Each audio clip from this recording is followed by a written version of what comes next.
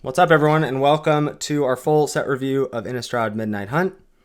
I'm Lord Tupperware. You're on my channel. You know who I am. I'm joined by the one and only Alex Nikolic from Limited Level Up's podcast.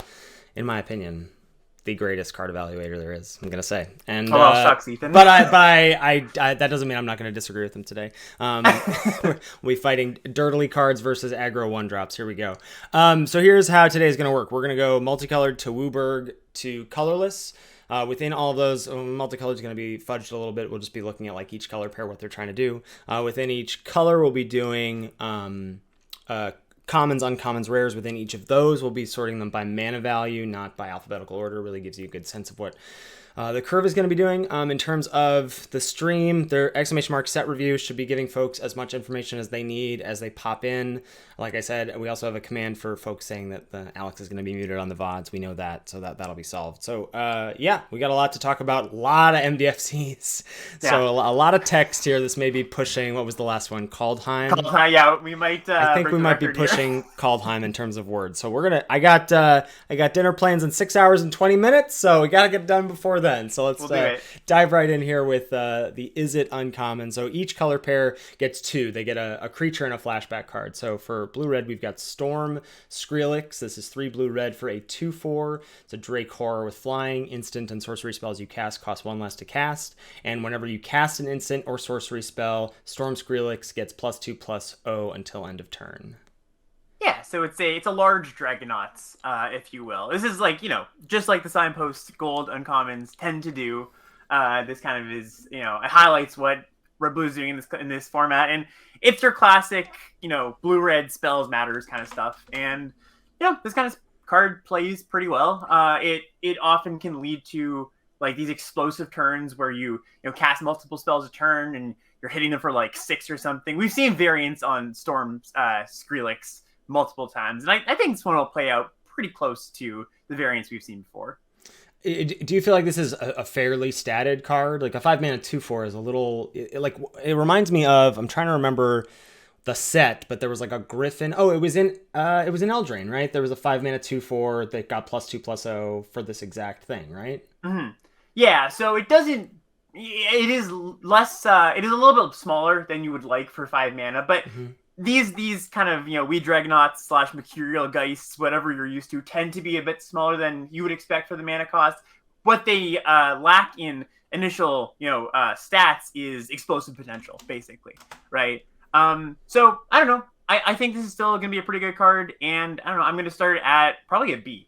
Yeah, I'm going to go B-, but yeah, it does feel like a pull into this archetype or this style of deck. Yeah, I think so too. All right, so next up here with our continuing the theme of spells, we've got Arcane Infusion. So this is blue and a red for an instant. Look at the top 4 cards of your library. You may reveal an instant or sorcery card from among them. Put it into your hand. Put the rest on the bottom of your library in a random order. And it's got our first instance of a flashback. Flashback cost is 3 blue-red. It's a 5 mana. Yeah, I mean, this seems awesome. Yeah. Yeah, I really like this. So one of the really cool things about Flashback in a a Spells Matters archetype is your one piece of cardboard essentially gives you 2 triggers for your Skrillex or any other card that carries about when you cast a spell. So that's just like a little bit of implicit synergy there. The Innistrad spells decks that we've seen in the past, both in the original Innistrad and in Shadows of Innistrad, they tended to be like really pushing far in the direction of I'm putting a lot of spells in my deck, right? I'm talking like, we ended up with like 5 creatures sometimes. And that's kind of where you need to be to make Arcane Infusion good, right? If you have 10 spells in your deck, this thing has like a decent chance of missing, right? A lot of the time. Mm-hmm. So I think this is a powerful card. It finds your more powerful spells, triggers your spells matters things twice, but you really need to make sure that you have like that 15, 14 spell count to make this card good. Yeah, and the really amazing thing about this is that it's if it's hitting, if you are, if you have 11 spells in your deck, including this will hit on average, right? Because the other, you'll have, 10 out of 39 cards will be spells, and so looking at top 4, on average, we will hit with this every time. But if you are getting up there and have a, pretty high likelihood of hitting every time, this is giving you 4, spells matter triggers, right? Because Yeah. this is triggering stuff, and then this is finding something that triggers stuff. It's going to feel a little bit like Learn Lesson in that respect, in terms of like, you know, your learn spell triggers Magecraft, and then the lesson you find triggers Magecraft. Great point. Yeah. I think this is gonna be super strong, right? Yeah, I think this is you know, more of a reward than a reason. If we're, you know, to go back to that schema, I think this is, unlike the Skrillex, this is going to be a card you want after you're like, okay, now I'm in blue-red, and this is going to be a really good card in my deck. I don't think it's something that's going to pull you in, though. Yeah, so you think like C+ territory? Yeah, C+ territory, I'd say. Okay, I'm into that. Sweet. Next up, we've got Blade Stitched Scob, blue-black for a 2/3. Oof, one line of text. Love to see it. Other zombies you control get +1/+0. So just good stats, 2-mana, 2/3. Zombie Lord, I think, is going to be relevant quite a bit. I mean, blue-black just has a lot of zombies specifically. We should talk. So the two things. One, we haven't touched on this yet, but we are doing the classic, like, limited resources A through F scale. A's being bombs, B's being strong cards that pull you into the color pair, C's being your, like, meat and potatoes role players, D's are your filler, F's are your unplayables, and then plus and minuses within those. Yeah. And the other thing that we haven't talked about yet, which is all the mechanics, and we will as they come up, you know, which we just saw Flashback, we can cast from your graveyard. Decayed is a mechanic that I think is relevant to bring up here with the Scob. Decayed is a mechanic that makes, you know, has stuff make these 2/2 zombies. They can't block, and when they attack, you exile them at end of combat.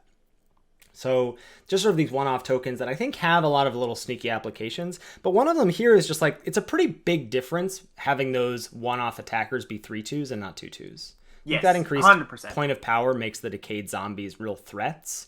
Yeah, as someone's chat saying, much harder to ignore. So that's just like another like piece of gravy on this card. I think this card is just a rock solid. These 2-mana Lords Unlimited. Wow. These 2-mana limited level up there. Yeah, exactly. These 2-mana Lords in limited sets, like I'm thinking about, you know, the Vampire one and the Merfolk one from Rivals of Ixalan. They're just really strong when those tribes are supported, and Zombies seems very supported in this set. Yeah, you know, I have some words about Decay, and we'll get to those as we get there, as you know, we get to a Decay card. But I think what you said here really highlights some of the things I want to bring up about Decay, is that it's hard to make your Decay token an actual like game piece that matters, and making it 3 power instead of 2 power goes a long way for that. So I really like this card. I think this is a pull into drafting zombies. I'd probably give it a B. Yeah, I'm on B as well. Sweet. All right, moving on to our an instant here. So this is Corpse Cobble, blue-black for an instant. As an additional cost to cast this spell, sacrifice any number of creatures. Create an XX blue and black zombie creature token with Menace, where X is the total power of the sacrifice creatures, and it has Flashback for 3 blue-black, so 5 mana. Yeah, you know, I was pretty unexcited about this, but, you know, when we talked about this on the podcast last week and Ben mentioned, oh, you can stitch together your Decayed tokens, that really, like, blew my mind a little bit. I was like, oh, snap, you can, like, just get a couple Decayed tokens, which doesn't seem hard, fuse them into a 4/4 Menace, that's really powerful, and then tack that on to just sacking something in response to a removal spell, or, you know, you think you have a good combat and then you don't, you get blown out by a trick, you can sack in response, whatever. And Flashback is just very good. Now, the Flashback makes all of those a little bit less important because, one, it's expensive, and two, you know, your opponent sees it coming. But I think this is pretty good. Yeah, there's a lot of little finicky things going on with this card that are pretty interesting. Like, I can see, you know, scenarios where you just sack your whole board end of turn, they're tapped out, you make like a 10-10 minutes, and you're like, yeah, oh, sure. I just killed them. The other cool thing is the first time you cast this spell, you know, you sack, let's say, 3 creatures, you make a 6/6. If you have 5 mana, that 6/6 is almost protected in a way, right? Because you can just, if you go for a removal spell, you flash this back, you just get the same thing, right? So it's like a little bit of built-in protection. And yeah, this is, like you said, one of the best ways to use your Decay tokens, which, you know, the Decay tokens are weird. They're almost like this like additional resource that we're going to see tacked on to a bunch of, you know, cards we see in the future as we go through this review. And I think this is, you know, it does enough little things that I actually like it quite a bit. So just like the red-blue spell we looked at, I think this is much more of a reward than a reason to go into this deck. But I think this card's powerful, and I would also probably give it a B-. Yeah, I'm gonna go C+. I think it feels similar to the other one of like, okay, this once I feel like this is the deck I want to be in, I'm gonna take this at a high rate. But I like it a lot.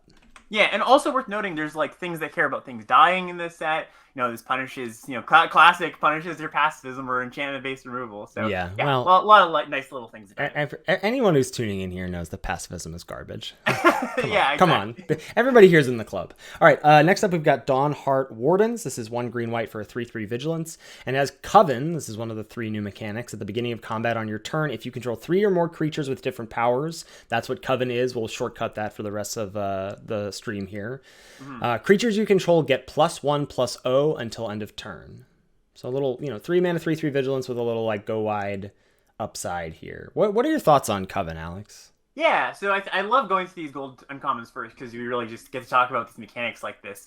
It's a weird take on an aggressive mechanic at first, where you're like, oh, you kind of are incentivized to keep your board around, not attack early. A lot of aggressive mechanics, they say, let's attack early, let's attack off and get in attacks. Coven doesn't really say that. It kind of says, I want to sit around for a little bit longer, build up my board early, and kind of then do something, right?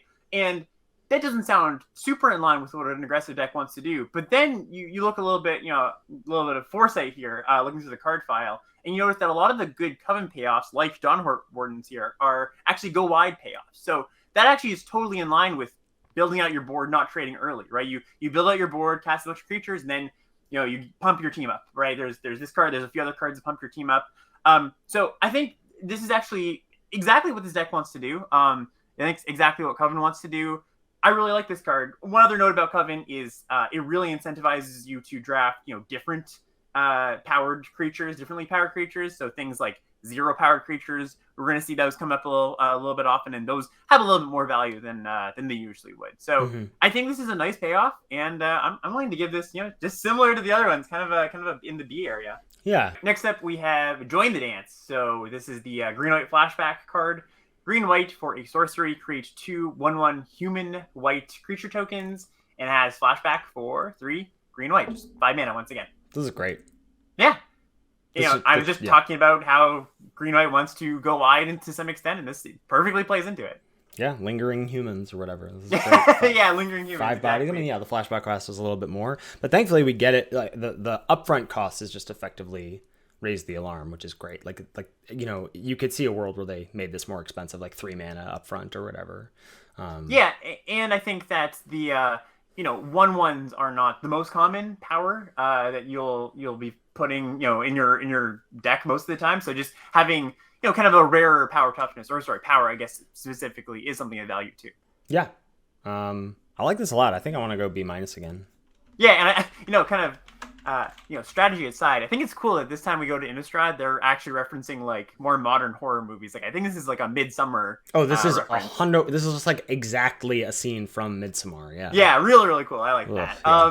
What do you want to give this card? I'm going B-, I think. Yeah, cool. I agree with that. Yeah. Black-green's creature here is Grizzly Ghoul, 2 black-green for a 4/3 with trample. Grizzly Ghoul enters the battlefield with a +1/+1 counter on it for each creature that died this turn.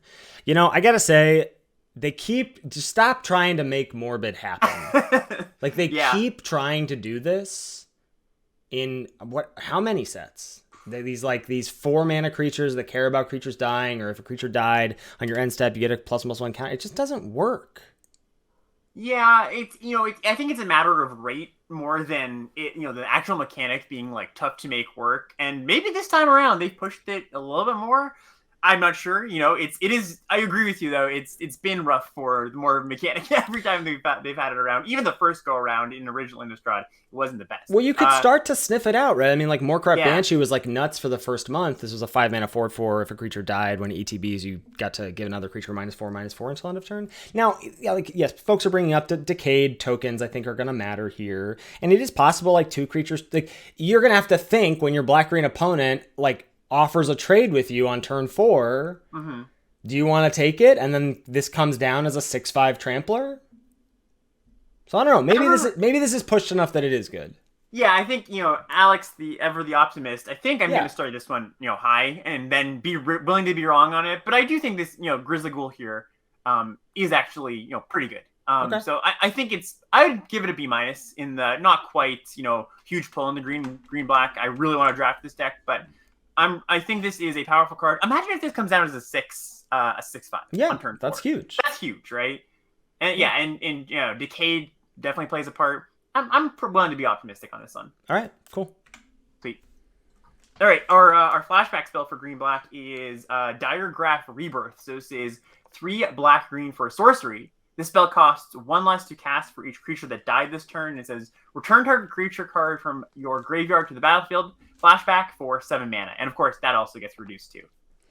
You know, I think this is gonna be my feeling is, and I don't know, I haven't I speedily added all these cards to our file today, but I didn't really look at a lot of them. So. Yeah. But there aren't a lot of large monsters, and there's not really. So I think if we're doing something powerful with this, it's probably got to be at rare or mythic. Where you don't get to cycle your greater sandworms and then reanimate them. Mm-hmm. Yeah, this is much more of a value reanimation spell than I'm bringing back my 11/11 lifelinker kind of reanimation spell. Mm-hmm. That said, I still like this card. I mean, it's a 2-for-1. It's a pretty good 2-for-1. And I also think there's a lot of self-mill in the format. And so it's, oftentimes with, double raised dead effects or whatever, my feeling is always like, you got to be able to get creatures in your graveyard outside of combat. You have to have ways to get your stuff there so that you're not relying on that. And in this format, I think definitely in the multicolors, you definitely have that support. Yeah, however good you, have a removal spell a reanimation spell as in your mind, they tend to be better in graveyard centric sets just because you have more ways to get things into the graveyard. Like you mentioned, self mill, there's discard outlets. So this is going to play out. If this was just front side, 5 mana reanimate something, it would play a little bit better than your average reanimation spell in a normal set. And I think this card has enough upside that I'm willing to give it a B-. This is also, I can also see this card being like a value splashable card, right? You're just in your blue-green decks, yeah. Yeah, blue-green decks, exactly. Yeah, I think that's definitely true. All right, where do you land on this? You know what? I think just like I'm gonna be a little bit lower on this one. I think I'm gonna give this one a C+, but I do like it, and I can see it, being higher than that. Yeah. Just so we don't get flamed on YouTube in the comments, I said earlier that Decay was exile. It is sacrifice, so it does trigger the death stuff. My mistake. I did misspeak there. Okay, next up we have a blue-white creature here. This is Devoted Graphkeeper for white-blue. It's a 2/1 human peasant. When it enters the battlefield, mill 2. Whenever you cast a spell from your graveyard, tap target creature you don't control. And it has Disturb, and so this is flashback for creatures, effectively. You can pay 1 white-blue when it's in your graveyard to cast it transformed, and it comes in as Departed Soulkeeper, which is a 3/1 flyer that can only block creatures with flying. And as with all Disturbed creatures, if it would be put into a graveyard from anywhere, exile it instead. Now you can, if it goes back to your hand, that's fine, but it's not if it leaves the battlefield, just if it goes to your graveyard. This is just so much value for just a nice little tiny 2-drop here. Yeah, I like this quite a bit. So one of the things that's kind of interesting about Disturb when you compare it to Flashback is it plays a little bit differently in the sense that your front side of your Disturb cards tend to be kind of mediocre, and your back sides tend to be better cards. They're more expensive than your front sides generally, but they tend to be flyers and big flyers sometimes, or just beefy creatures. Whereas Flashback is kind of just okay, you just get the same thing twice. And so, whereas with Flashback, you kind of want to go, it's like a value thing. I cast this Flashback card once, I cast it again later, I'm accruing some sort of advantage here. I think with these Disturb cards, you're actually going to be a little more incentivized to put them in the graveyard somehow, either through self-mill or, discards. There's, the flash, fast forwarding to the Flashback card that we're going to see in a second, it puts cards from your hand into the graveyard. So I think that when you put these Disturb cards in your deck, you're going to also want to prioritize those self-mill cards, those discard cards, or ways to sacrifice them when they're on the battlefield, because a lot of them are kind of just junky, 2/1s or 0/4s or whatever. So it's just a little bit of a wrinkle. Yeah, and for folks who have never played in Innistrad before, in OG Innistrad or Shadows over Innistrad, self-mill is value. Right? Mill 2 cards is going to be worth some fraction of a card, right? If you are drafting cards that have Flashback or Disturb, or if you have stuff that cares about going into your graveyard, the graveyard is going to be a huge resource in this set. And so stuff like Mill 2 cards, which may look like, whatever, trinket text, it really, really isn't. I think this card's super strong. I give it a B. Yeah, I think I agree with B as well. It's kind of funny. You always knew when you were playing Innistrad flashback drafts on Magic Online who was new to the format and who was well versed in the format, because the people that were new to the format would always target you with the incidental mill stuff. It's like, oh no, buddy, you don't want to do that. No. You don't want to do that. Don't give me these resources. Yeah, for sure. Yeah, exactly. So yeah, I agree with you on this one. Similar to all the other gold cards we've seen so far. Yeah. All right. Next up, we've got the card I was just mentioning, Faithful Mending. So this is white-blue for an instant. You gain 2 life, draw 2 cards, then discard 2 cards. And the flashback cost is 3 mana, 1 blue-white. Yeah, I mean, this is really, really good in this set. Like, this seems like you're down a card, right? Because this isn't card advantage, this is card neutrality, but then you're down the Faithful Mending. Mm-hmm. But imagine pitching a Disturb card or a flashback card or 2, and now you're just like up resources. Not to mention the hand smoothing stuff that happens with this in terms of just like, you have a land full hand, you get to pitch a couple lands, dig towards spells, vice versa, land light hand. Like, this is a really good card.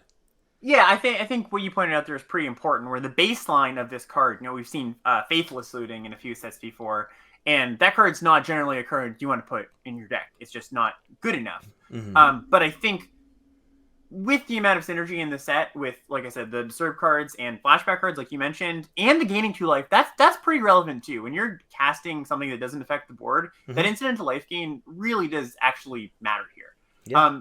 I could see this one going either way, honestly. I was just saying I think these are going to be cards you kind of want to prioritize, but I could see it just like not panning out and the synergy's not being good enough, and the werewolves are just too strong and they kill you too quickly, right? I'm going to also give this one an optimistic, B-, I would say, but I could see it falling either way. This is a card, and this is obviously just like pure speculation. This is a card that I imagine is going to be great in like weeks 1 through 3. Mm-hmm. And then will get significantly less good as people realize how good Disturb is. Right. Like, that's interesting. Like, I think people are gonna like, the more Disturb and flashback stuff you have in your deck, the better this is, and the less that you have access to, the worse this card is. Yeah, and I think this is a good point, a perfect opportunity to mention that, like, cards with flashback and Disturb, like, they're just inherently very powerful. Yes. Right? That's just like built-in card advantage to your cards, built-in flood protection to your cards. Right? I think that's actually very true what you said, that these, all the flashback cards and the Disturb cards probably won't be going late after a few weeks. So yeah. What do you want to give this card? Yeah, I'm with you on B-. Sweet. All right, cool.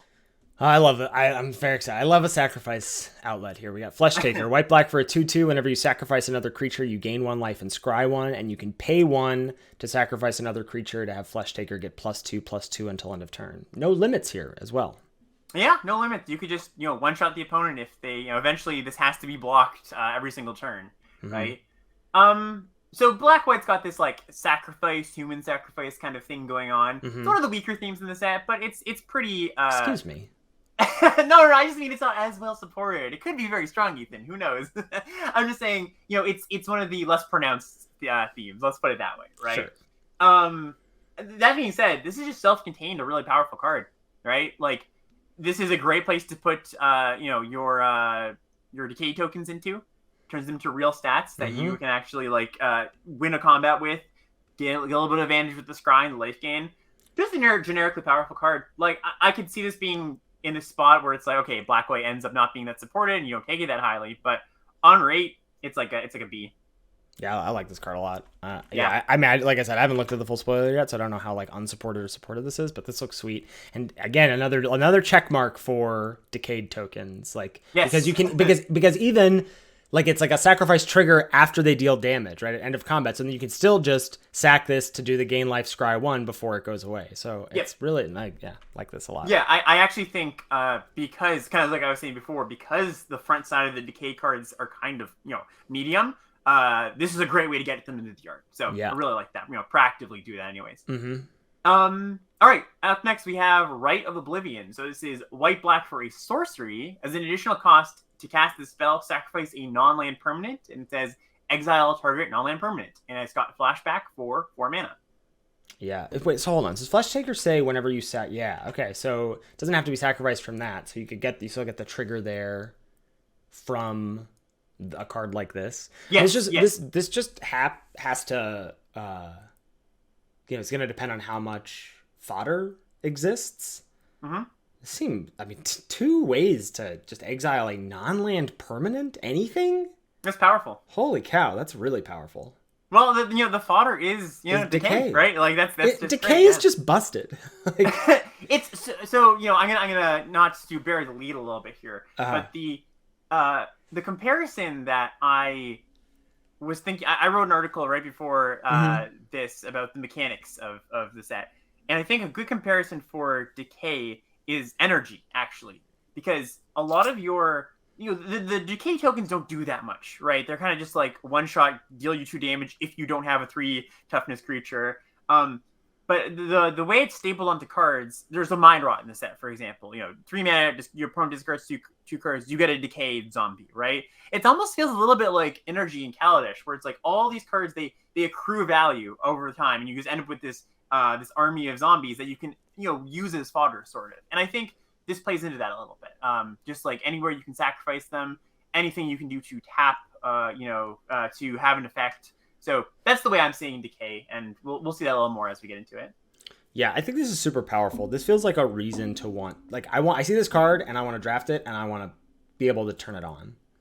This, even if you're just doing this as a Bone Splinters, right? Just like sack my worst creature to kill your best thing. That's a good rate, right? Yeah. Especially because you can flashback. And then it has flashback. Yeah. I think this is a B. It could be B plus. I don't know. I would start this as a B plus. I think it's really, really powerful. I'm into that. Sweet. All right. Next up, we've got Vampire Socialite. This is black-red for a 2/2 Vampire Noble. One thing that we didn't mention about the Zombie Lord is that these aren't legendary. And so you can get multiples of them and play multiples of them. Awesome. So black-red for a 2/2 Vampire Noble with Menace. When Vampire Socialite enters the battlefield, if an opponent lost life this turn, put a ++1 counter on each other vampire you control. And as long as an opponent lost life this turn, each other vampire you control enters the battlefield with an additional +1/+1 counter on it.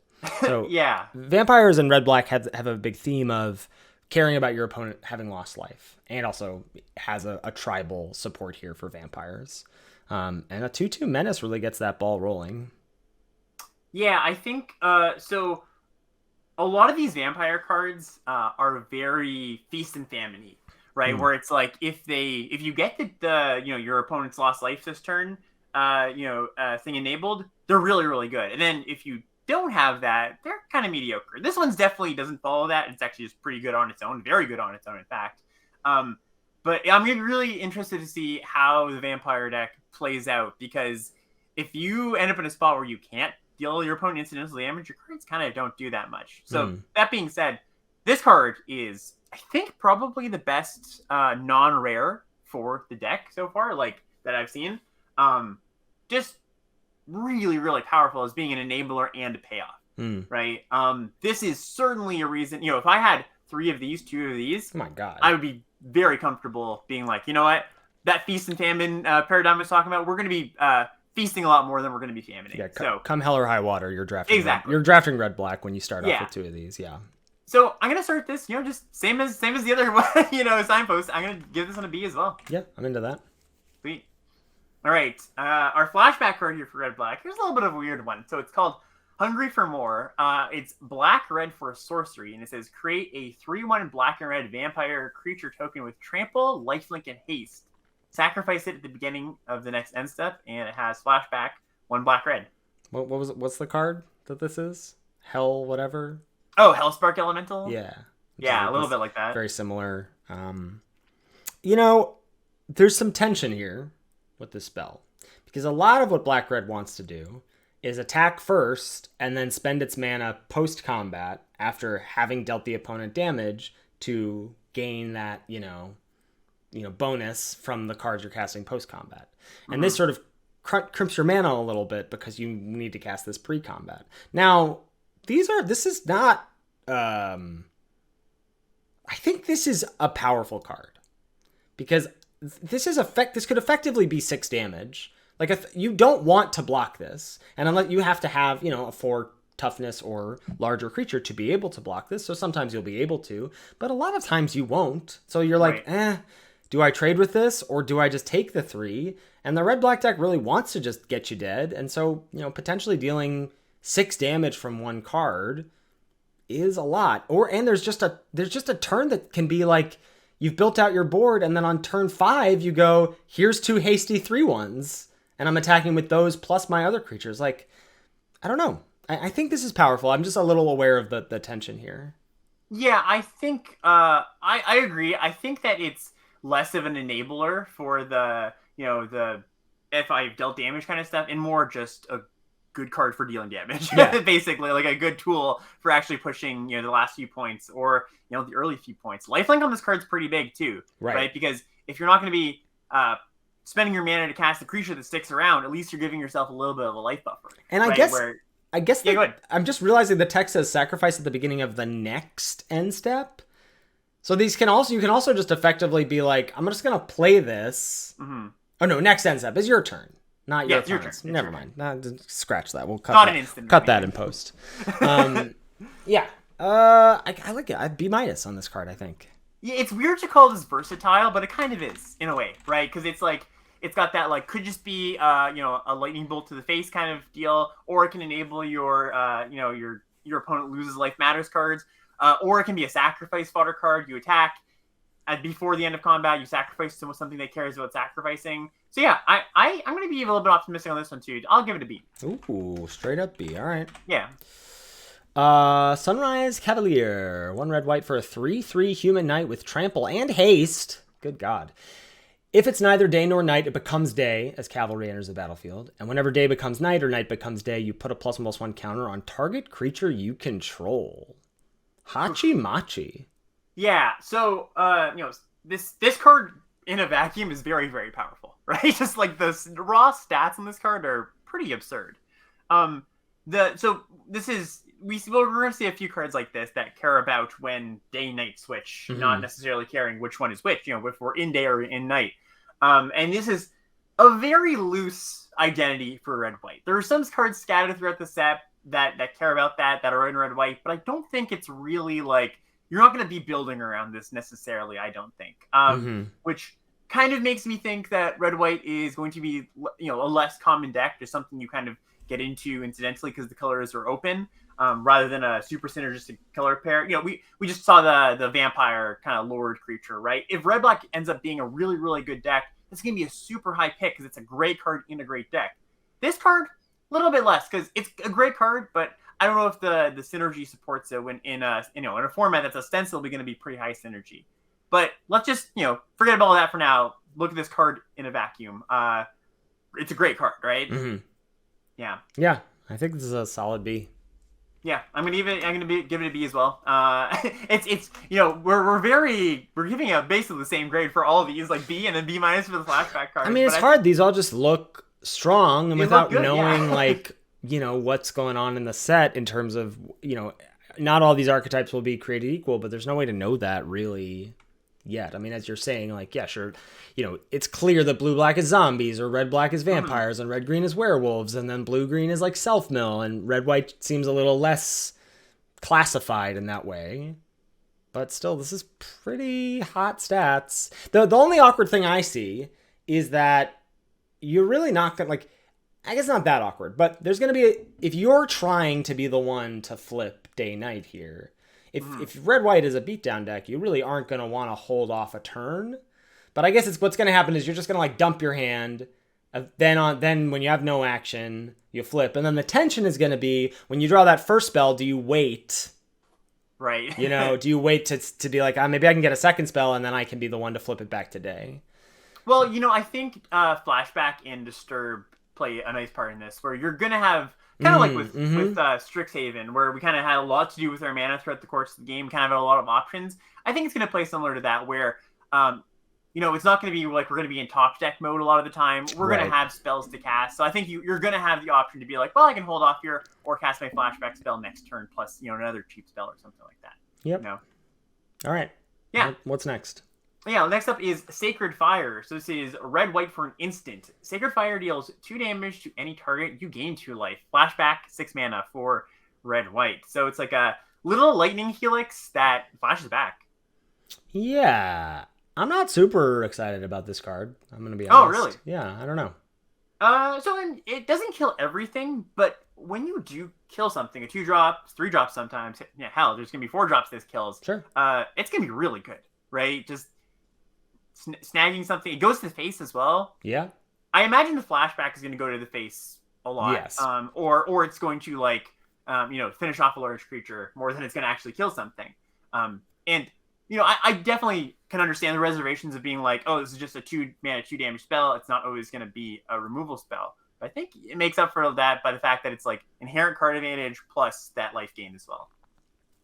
Yeah, I'm not saying it's like bad or anything, but this seems like in the C+ range to me. Oh, I would give it a higher grade than that. I think this is like a B. Could even see it a B+ level card if the 2-drops end up being like exceptionally good in the set. Huh. All right. Well, this is our first. We were talking about how much harmony we're in. Yeah, totally. And here we go with this doesn't feel like a pull to me. But maybe I'm vastly underrating the flashback here. The flashback feels, just because of how much I imagine that not being super relevant in terms of what you can kill, it feels almost a little trinkety to me. So here's a way to maybe think about this. This almost says 2 damage to a creature, 2 damage to the opponent's face, you gain 2 life. Because if this is sitting in the graveyard, they're essentially at 2 less life as well. Mm-hmm. I don't know if that increases your affinity for this card. I don't think it does. All right, fair enough, know. We'll see. Maybe not. What's up next? Yeah, all right. What's up next is Root Coil Creeper. Green blue for a 2/2 plant horror. Tap to add 1 mana of any color. Tap to add 2 mana of any one color. Spend this mana only to cast spells from your graveyard. Green blue tap, exile Root Coil Creeper. Return target card with flashback you own from exile to your hand. Yeah, go off, Ethan. Tell the people what's great about this card.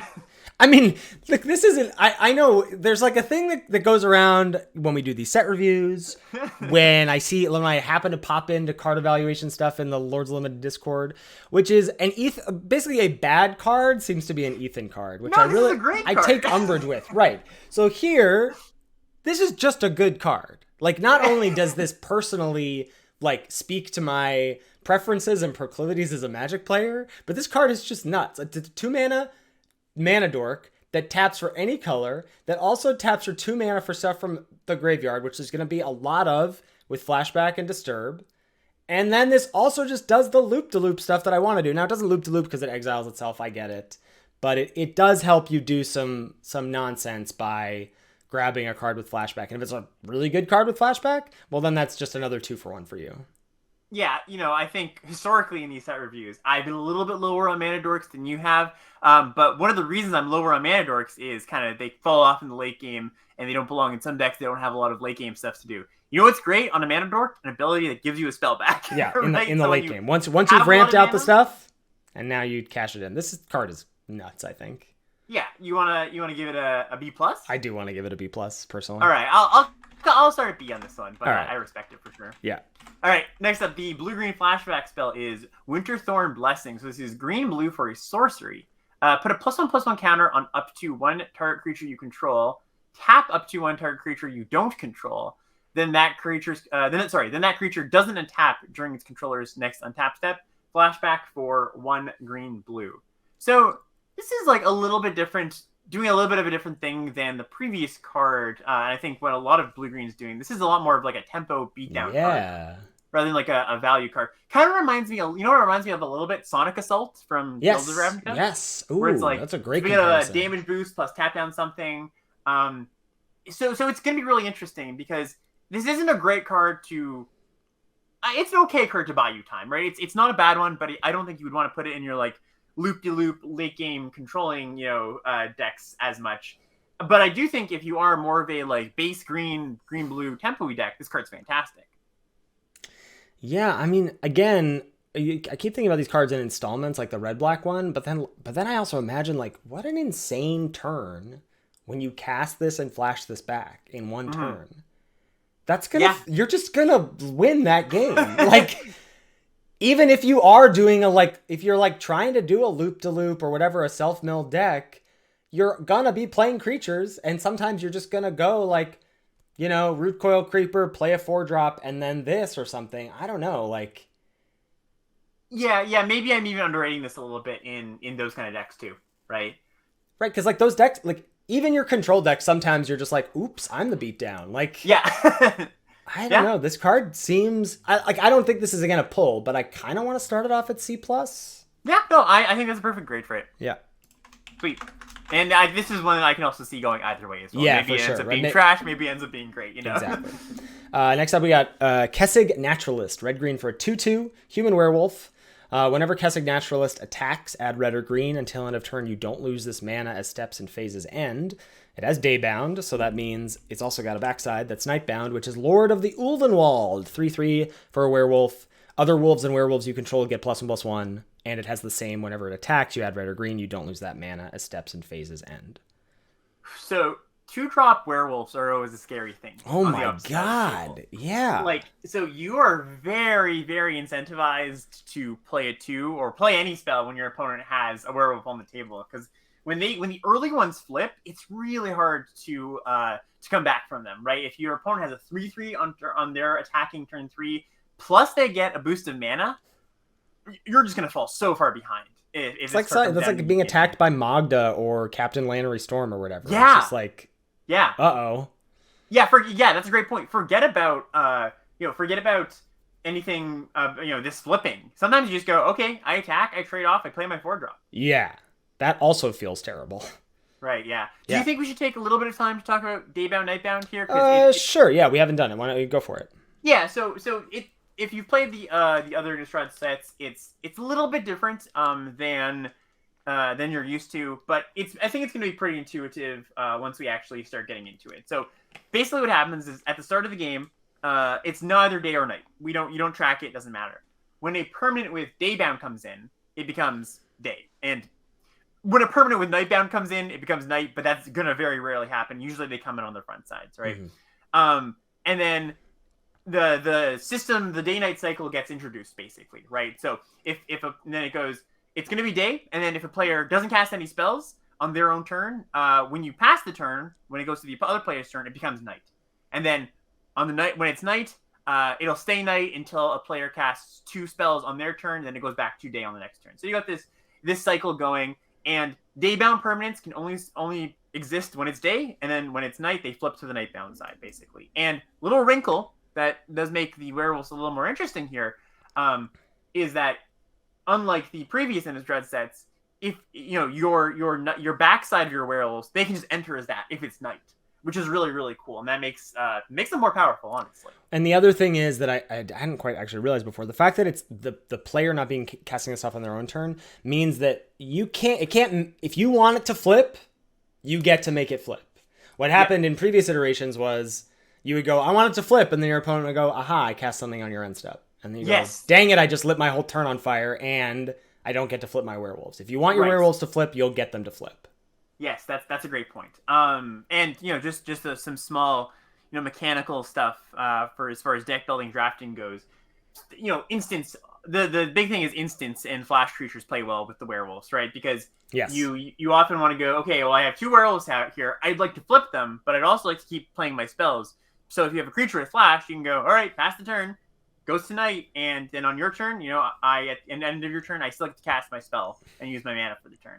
So that's pretty cool. Like I said, I think it's going to be intuitive once you start playing with it. It's a little bit low on the grokkability scale, I would say. Without it, there's a lot of moving pieces. Yeah, I think if you haven't played with these flip cards before, if you haven't played previous Innistrad sets, it may take a little bit to get a hang of it. Totally, yeah. So go back to this Kessig Naturalist here. Really powerful card, right? Just 2-drop werewolf is really powerful on its own. Powerful ability. I'm gonna give this one I'm gonna give it a B+, I think. Yeah. I could see it even being the A- territory, because werewolves are very pushed in this set. It is the werewolf set, reasonably so. I'm gonna start with B-, or B+ though. Yeah, I'm in for B+. All right, last gold uncommon here. Yeah, we got Unnatural Moonrise. This is red-green for a sorcery. It becomes night. So just your werewolves will flip. Until end of turn, target creature gains +1/+0 and gains trample. And whenever this creature deals combat damage to a player, you draw a card. Flashback, 4 mana, 2 red-green. Yeah, there's a very high ceiling of this card here. Yeah, totally. So this is it's a synergy card for the most part, right? It's you really do want to make sure that you have a lot of daybound, nightbound permanents in your deck, the werewolves in your deck to make it work. But if you go 2 mana, flip on my werewolves, and draw a card by putting this on my 5/5 werewolf, that's powerful, and push a bunch of damage too, right? Now that being said, it's a bit more narrow than your average spell, right? This card's gonna have high highs and low lows, so this is much more of a synergy card than anything else we've seen so far. But if you are there on the synergy, you know, you have like 7-8 werewolves in your deck, this card's gonna be pretty good. And I think it's not going to be a card you want to take early for sure. But in the right deck, it's going to reach the ceiling of about a B. Because this only has one target, if your opponent kills the creature you're targeting with it, does the spell fizzle, or does it? I believe so.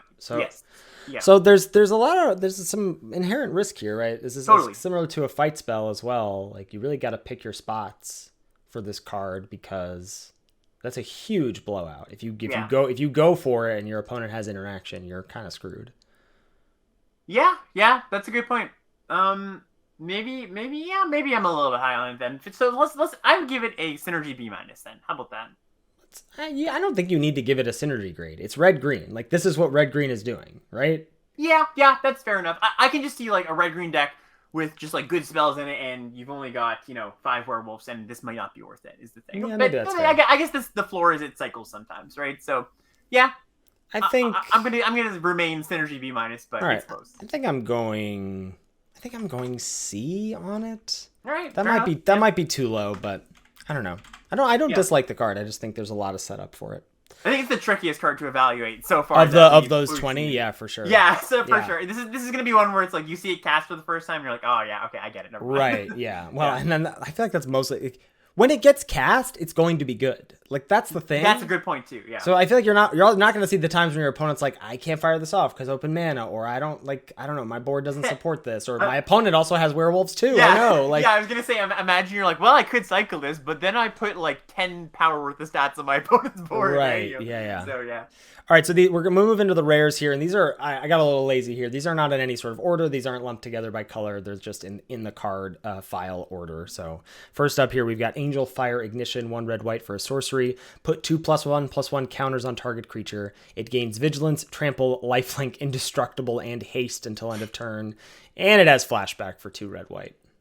Yeah, I wish this one had a few more abilities on it. I think it's just not that good. A little bit underrated for this. Yeah, this card's quite good. So I was talking a few minutes ago about red white not having an identity.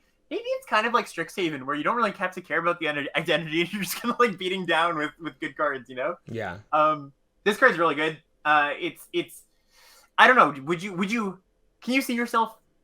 Let's rephrase that. Can you see me first picking this card and and building a red white? What is this? I can first pick aggro cards too. All right, Ethan. All right. Well, we'll see. This card is busted. This is an A-. Well, so you're saying it's so good that you would resign yourself to drafting a filthy aggro deck. Yeah, I would resign myself to being a filthy aggro player. All right, great. So this card's quite good. You don't even need to be an aggro player for this card to be good. Like, turtle up and then one attacker. Great, you're done. I can, by the end of the format, Ethan will be playing this in his blue-green decks. Yes. Yeah. I can splash this, right? Yeah. There's the flashback thing that makes any color. So what do you want to give this? A B+? I'm giving this an A- personally. A-. So yeah, I'll go B+. But the only setup for this card is you have to have creatures. Yes. And if you don't have creatures, you're not winning a game of limited anyway. So I don't feel like it. Yeah. Anyway, this card's nuts. Moving on. All right. Next up, we've got kind of a weird one. We've got Can't Stay Away. So this is white-black for a sorcery. Return to a creature card with mana value 3 or less from your graveyard to the battlefield. It gains, if this creature would die, exile it. And it's got Flashback for 5 mana, 3 black, white. You're not. This is fine. Obviously, it's a 2-for-1, but how relevant of a 2-for-1 is it? Are you like so thrilled about getting back your 3 mana value creatures in limited? No, not really. No, I think it's pretty darn solid though. I think there's quite a few just like, those value cheap creatures in the set, especially in white black. Okay. So I don't think this is like close to the last card we saw. It's not a bomb by any means, but it's a really solid card. Like it's around the rate of good good gold uncommon like we saw. Okay. Yeah, I mean, like, honestly, if this were the black white uncommon spell, I would be like, okay, like fine, not not busted. I don't know. Yeah, this certainly scales with how good your deck is too. Right. Yes. Yeah. The better, like any reanimate spell, the better your targets are, the better a card like this gets. Yeah, totally. I'm gonna give this a B though. Just a B, huh? I was talking. Maybe I'm too low. I think I'm going C+. Oh, okay. Sorry, you are giving it. But maybe I'm too low on it. Yeah, I think this is gonna be good enough. Basically, I think when your opponent's doing sacrifice stuff, they cast this, they get back to their 3-drop, and they have this in the grave still, and you're like, well, I have to fight through this this cheap flyer or this the gold sacrificing uncommon another 2 times. Oh, I guess it exiles, so you have to target a different creature in the second time, right? Yeah. But yeah, no, I think this is gonna be annoying enough and good enough that I would give it a B still. Okay, cool. Yeah. I don't get this card at all. Croaking Counterpart. 1 green blue for a sorcery. Create a token that's a copy of target non-frog creature, except it's a 1/1 green frog, and it has flashback for 3 green blue. Yeah. Can I just say that the greatest part about this text is kind of, or this card is the flavor text. It's a little bit meta in the sense that they've made this joke a lot of times in Magic cards, or that on Young Pyromancer, it's like immolation is the sincerest form of flattery, or there's some card it was like imitation is the sincerest form of treachery. And here it's just like frog is the sincerest form of flattery. Like it's just really self-referential, I think, and it's really weird. And so is this card. Just one of the many differences of that you and I have, and this is one of the reasons I love doing these set reviews with you, Alex. That is the first time I even noticed there was flavor text on this card. I never look at it. I don't see it. Like you were like the flavor text. I was like, what is he talking about? Oh, okay, there it is. This isn't good, right? I mean, so I guess you have to have stuff that has abilities, right? Yeah, that's the idea here, right? You carry something with a good ability. It also can target anything. It's not just something you control, so that's kind of interesting. Some of these are often limited to the stuff you control. Yeah, I guess. I think we're gonna find uses for this card. I don't think it's a first pick. I don't think it's a card you want to just be like. I don't even think it's a reward, but I think that it's going to be a card that you will put in your blue-green decks. Yeah, I mean, it has flashback. It makes 2 1/1s. Like, yeah. And if you gotta be, if I have even one of my those little creepers or whatever, the mana dorks, well, heck yes, I'm gonna copy it. Like that's great. Worth noting too, this doesn't work on anything with that transforms, right? If you copy something, yes, a token does not have a backside. Yes, good exactly. point. I'm gonna start this at like a C. Yeah, I think C sounds good to me. Sweet. All right, next up we've got Dire Strain Rampage. This is 1 red green for a sorcery. Destroy target artifact, enchantment, or land. If a land was destroyed this way, its controller may search their library for up to 2 basic land cards, put them onto the battlefield tapped, and then shuffle. Otherwise, its controllers may search for their library for a basic land card, put it on the battlefield, tapped, then shuffle, flashback, 5 mana, 3 red green. So it's a lot of text, but let's just break this down. Basically, it says you can target an artifact, an enchantment, or a land, destroy that thing. If it was a land, you ramp the person twice, or if it's the other things, you only ramp them once. The use case for this is generally going to be, I target my own land on turn 3, I ramp myself, right? And then it sits there in the graveyard for if there's a really problematic enchantment or artifact, you can kill that later. So it's like a ramp spell, flashback, kill an artifact or enchantment. Basically, is the way I'm seeing it. I'm into that. Yeah, I wonder a little bit if green red is going to care about this at all. But green blue is going to care about it.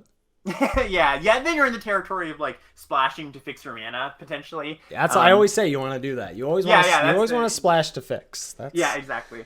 Yeah. I think I'm going to start low on this one. I'm going to give this one a D. It's pretty narrow. If green red was ramping, I think it's a pretty good card, but I don't think it's going to be the main thing. So I'm going to start this as a D. Yeah. Florian Voldaren Scion is 1 black-red for a 3/3 legendary creature vampire noble with first strike. At the beginning of your post-combat main phase, look at the top X cards of your library where X is the total amount of life your opponent lost this turn. Exile one of those cards and put the rest on the bottom of your library in a random order. You may play the exiled card this turn. This card is very strong. Yeah, that's sweet. Great rate. Great rates, great stats. Good card advantage, B+. Yeah. Not much to say, honestly. Yeah. I think we can cut down our runtime a little bit by just saying this is a good card, B+, and move on. Great. Draft it, put it in your deck. All right. Next up, we've got Galvanic Iteration. So this is blue-red for an instant. When you cast your next instant or sorcery spell this turn, copy that spell.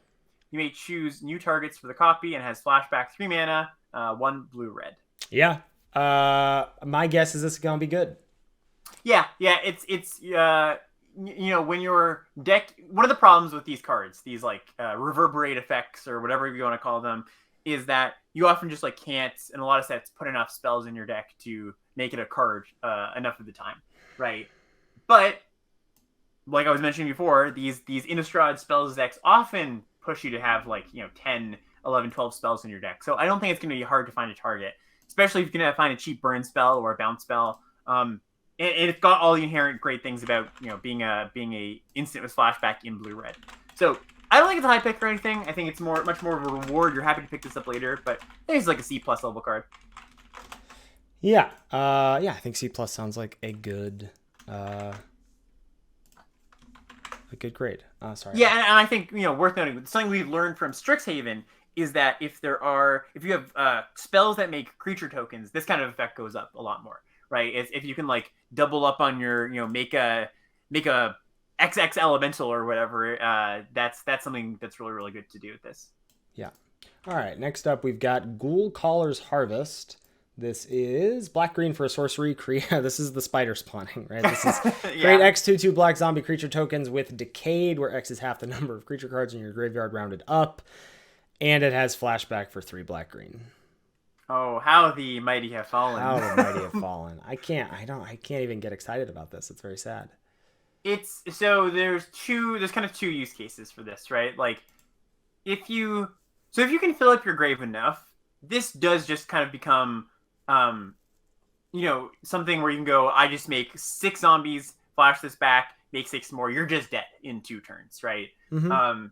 But you got to do some work to do that. It's not, or you're either doing work in the sense of I'm filling up my grave actively, or I'm actively trying to make the game go really long. So naturally we get to that state with a lot of creatures in the graveyard. I think this doesn't do the stabilization thing where you have with like spider spawning, where you have a bunch of 1/2 reach creatures for sure. But what it lacks in that, I think it does make up for in just I can kill you pretty quickly with these, right? So it's not this. It's a different card than spider spawning for sure, and I think it's actually still a pretty good one. It's like I said, it can kill pretty quickly, and you get a lot of fodder for things that care about sacrifice or dying, right? Mm-hmm. Yeah, again, I wonder if this is, like spider spawning was, a good splash in a blue-green deck. I also wonder if it's a good splash in a blue-black deck, if you get some zombie lord, zombie synergy stuff. I do think there will be homes for this card. But it's not just like intrinsically powerful like spider spawning. I think you need to not only do the work of filling your yard, but also have the work of caring about these decayed tokens in a way. I wouldn't be surprised if this is a card that the first few days of the format you face and you go, oh, that was absurd. Yeah. I'm going to be drafting that card next time for sure. Yeah. So I'm actually going to start high on this one. I'm going to give this one an A-. Whoa, I love that. I'm just going to go B, but I love the A- life here. I respect it for sure. I feel like a coward right now. All right, next up, we've got Hallowed Respite. So this is blue and a white for a sorcery. Exile target non-legendary creature, then return to the battlefield under its owner's control. If it entered under your control, put a +1/+1 counter on it. Otherwise, tap it and has flashback 1 white blue. So 3 mana for flashback. So essentially, if you target your thing, you just blink it. If you target your thing, you blink it, put a counter on it. If you target your opponent's thing, you tap it. So this is weird. It's a really modal card. It's pretty flexible. I don't know how good it is in a vacuum though, right? Like it's kind of got momentary blink vibes for people that have played with that card, but this is a sorcery, not an instant, right? So that makes it pretty different. The joke here, of course, is you blink your disturb creatures.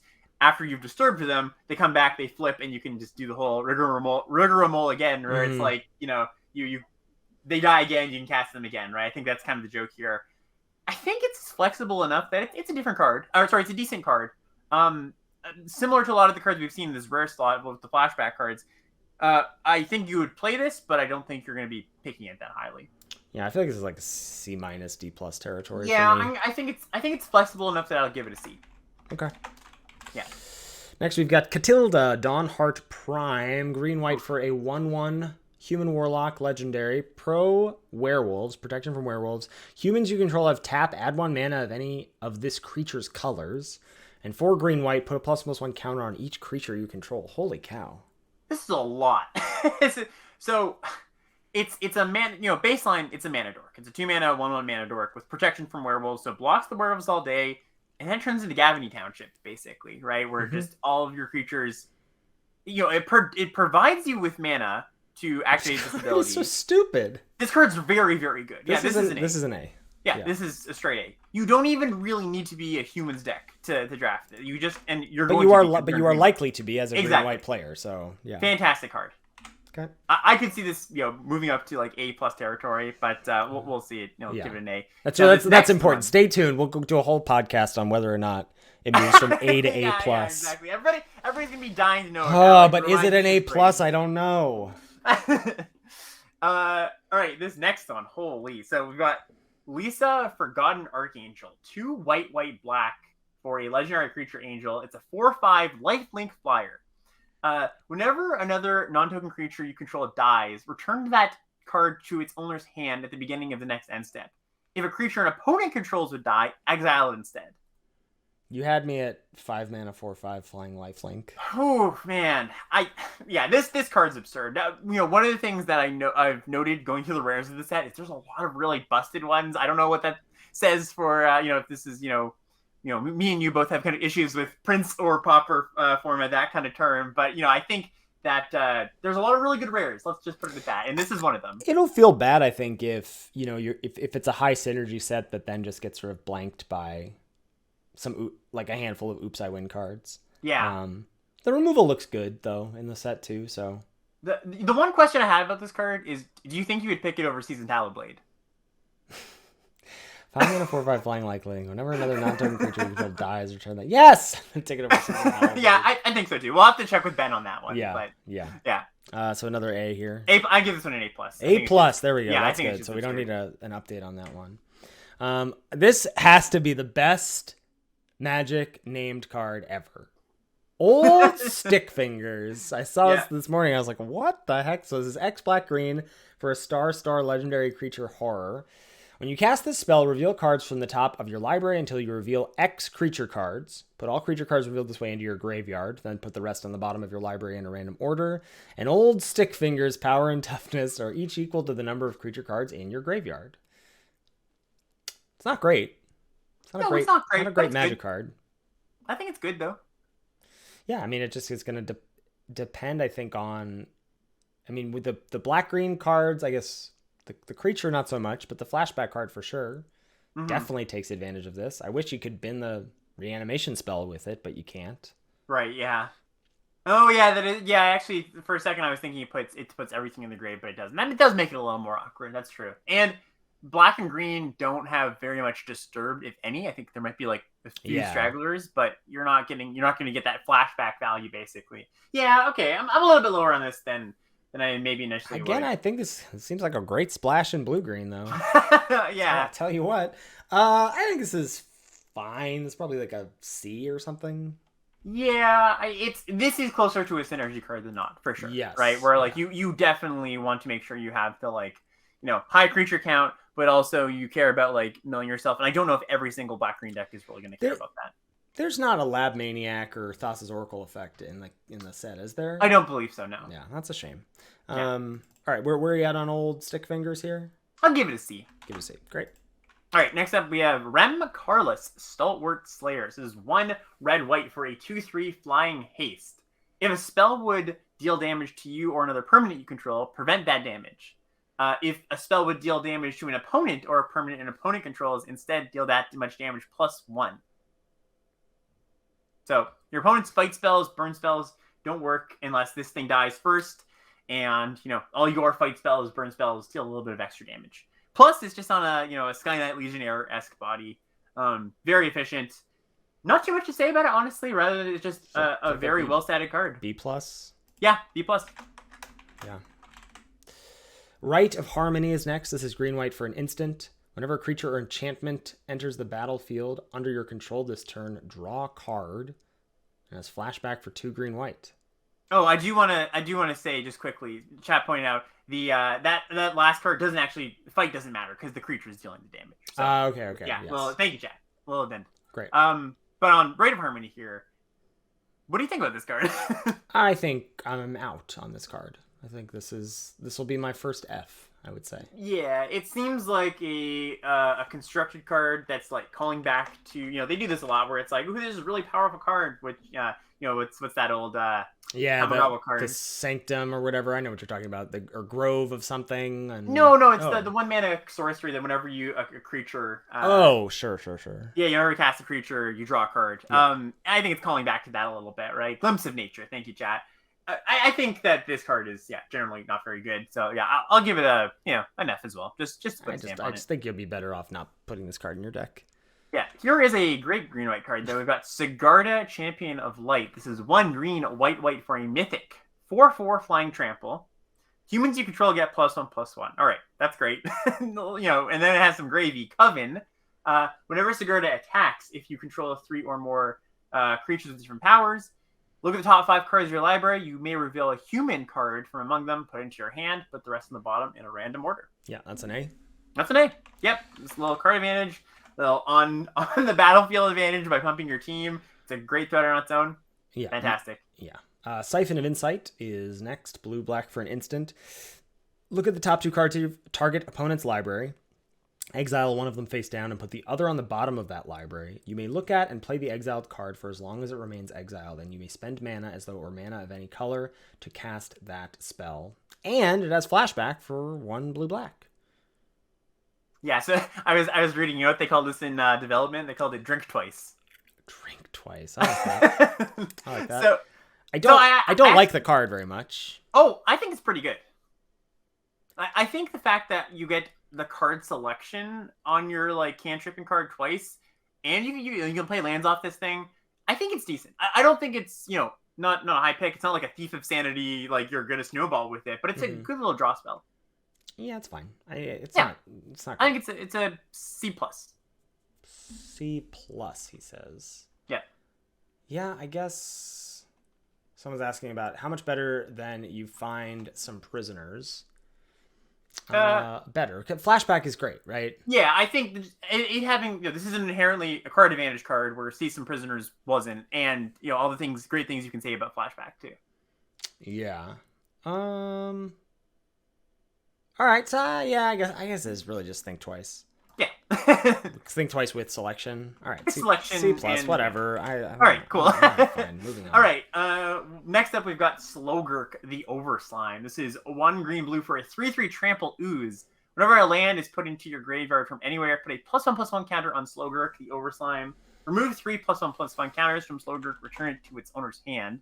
And it says, when it leaves the battlefield, return up to 3 land cards from your graveyard to your hand. Yeah, this is good. Yeah, it's not like an overwhelmingly powerful busted card, but it's a great little efficient card, little value engine. It grows. I think it's quite good. You're gonna have the self mill stuff in blue green. You're gonna have discard stuff almost no matter what. It's gonna start growing. I don't think you're gonna be activating the ability all that often, right? That's more unless you're in some super grindy late game deck. But It's gonna be a large creature that grows, and then you're going to get some lands back when it dies. Yeah. Yep. All right. What do you give it? B? Yeah, I think B- probably. B-, sure. Yeah. I'm into that. Sweet. All right. Next up, we got everyone's favorite. Teferi, who slows the sunset. 2 white-blue for a legendary planeswalker, 4 loyalty, +1. Choose up to 1 target artifact, up to 1 target creature, and up to 1 target land. Untap the chosen permanents you control. Tap the chosen permanents you don't control. You gain 2 life. Wow. -2, look at the top 3 cards of your library. Put 1 of them into your hand and the rest on the bottom in any order. -7, you get an emblem with untap all permanents you control during each opponent's untap step. And you draw a card during each opponent's draw step. Yeah, it's a nice little, just solid value planeswalker. I don't think it's anything too oppressive. I don't think it's oof, Teferi comes down. It's not like a Lulth level planeswalker or anything like that, But it's gonna give a creature vigilance. It's gonna ramp you a little, and then a little card selection, card advantage. So I think Teferi's good. Give it about a B+. B+, I agree. Not quite bomb status, but still good. And that's where I like my limited planeswalkers. Yeah, for sure. All right, next up we've got Vadrik Astral Archmage. This is 1 blue red for a 1/2 human wizard. if it's neither day nor night, it becomes day as Vadric enters the battlefield. So this is not related to day-bound, night-bound. It's just like it just introduce, just like the werewolves. It'll introduce the whole day-night system, but this one just says it becomes day. And it says instant and sorceries you cast cost X less to cast, where X is Vadric's power. Whenever day becomes night or night becomes day, put a +1/+1 counter on Vadric. So this cares about when things shift. Not that exciting. Yeah, I mean it's a 3-mana Goblin Electromancer with upside. I think all of the other blue-red gold cards we've seen so far are worse than this. Or sorry, better than this. Yeah. Yes, I agree with that. Yeah. So what do you want to do? C? C, yeah. C sounds good. Sweet. Wake to Slaughter. 3 black-red for a sorcery. Choose up to 2 target creature cards in your graveyard. An opponent chooses one of them. Return that card to your hand. Return the other to the battlefield under your control. It gains haste. Exile it at the beginning of the next end step. Flashback for 4 black-red. Yeah, interesting card. It's interesting. These... Anytime your opponent gets to make the choice, it's worse than it looks, I gotta say. I think this is expensive and it's hard to set up, and then you still just don't get the stuff that you want. I don't know. Well, I think the Punisher drawback is kind of to offset the how good actually 5 mana return 2 things, one of them going to the battlefield is. I guess it's not permanent, and that matters for sure. Yeah, it's not amazing, but I think it's pretty good. I think this is a B- level card. When you get back, your opponent's gonna put on the battlefield. This is not a pull into black-red. Get out of here. This card is clunky. I'm gonna give it the C word. I'm giving it all right, that's fair. I think so. So imagine this, right? You have per 2 decent creatures. They don't have to be amazing, but they're 4 mana creatures. And one of them comes back, attacks immediately. One of them you buy back, right? It's just that. That's the thing that goes to the hand. Your opponent's gonna have a little bit of explaining the card very well. I agree with all. Well, I'm just trying to play out how it's gonna happen, because then you just get to do it again after the game goes a few more turns. It's like a 5-mana raise dead for your second, for the creature you probably don't want, and then the other creature is dealing your opponent 4 damage or something. All right. That's really bad. That is a bad Magic card. How about that? C+? I think this card is bad. All right, that's fair. I'm gonna go. I think this is a D+. All right, that is. I respect that, and I could be very wrong on this one. As we talk about it, I get lower and lower. And it's not I know you don't like to give cards low grades. I know you like to give cards the benefit of the doubt. I think you got to give it up on that one. We'll see. All right. What's next up? We've got Arlen, the Pax Hope. So this is a Werewolf Planeswalker. This is 2 red-green for a 4 loyalty Planeswalker. It's got Daybound. And it has +1 until your next turn. You may cast creature spells as though they had flash, and each creature enters the battlefield with an additional +1/+1 counter on it. -3, create 2 green wolf tokens. So that's pretty darn good. It already does the werewolf thing that you like with giving your spells flash. -3, make 2, call the cavalry for 4 mana, and then you left gets Planeswalker left behind. Not bad at all. And then her backside here is Arlen, the Moon's Fury. This is +2, add red-green to your mana pool, and has 0. Arlen becomes a 5/5 werewolf creature with trample, indestructible, and haste. So it's a really big beater. Yeah, this seems just great. I like everything about this card, and I will give it an A. Yeah, let's do that. There's nothing too bad to say about this card. Next up, we have Dennick, Pious Apprentice. This is white-blue for a 2/3 legendary creature human soldier with lifelink. Cards in graveyards can't be the target of spells or abilities. And it has Disturb for 2 white-blue. And it comes back as a 3/2 with flying. Whenever one or more creature cards are put into the graveyard from anywhere, investigate. This ability triggers only once each turn. Investigate means you create a colorless clue artifact creature token with 2, tap, sack it, draw a card. Yeah, I'm sure this card will create much Story Seeker discourse as a 2-mana 2/3 lifelinker, which is just great on the front side. Yeah, and the back side's great too. This is another fantastic card. I'm gonna give this one an A. Yeah, I'm going B+ here, but this card's nuts. Yeah, it's a fantastic body on the front side for 2 mana, and then it flips into an evasive flyer that gives you card advantage. Right? Yeah, I'm a big fan. All right, next up we've got Ludovic Necrogenesis. This is blue-black for a 2/3. Whenever Ludovic enters the battlefield or attacks, you mill a card. And it has an activated ability, X blue-blue, black-black. Exile X creature cards from your graveyard. Transform Ludovic. X can't be 0. Activate as a sorcery. Okay. When it transforms. Okay. Okay. So yeah, fine on the front side, just 2/3, fine body, and then it has this like convoluted ability that makes you exile stuff from your grave. When it transforms, it says as this creature transforms into Olag, Ludovic's Hubris, it becomes a copy of a creature exiled with it. Except its name is Olag. It's 4/4, and it's a legendary blue-black zombie in addition to its other colors and types. Put a +1/+1 counter on Olag equal to the number of creature cards exiled with it. Wow, that's weird. But basically, let's say you do X equals 1. It turns into a 4/4 copy of whatever you exiled. Plus, it's actually a 5/5. It's a 5/5 copy. You'll put a counter on it. Any further creatures you exile, it just grows it a little bit. Okay, so let's just talk about 2 mana 2/3 when it ETBs or attacks, mill a card. Yes. Good. Yeah, that's like a C+. Yeah, see, it's going to be doing synergistic things, and it's a fine body, blocks 2 drops. And then it's great late game, right? Because you just get to, it's a mana sink, you flip it, and then it's a huge thing.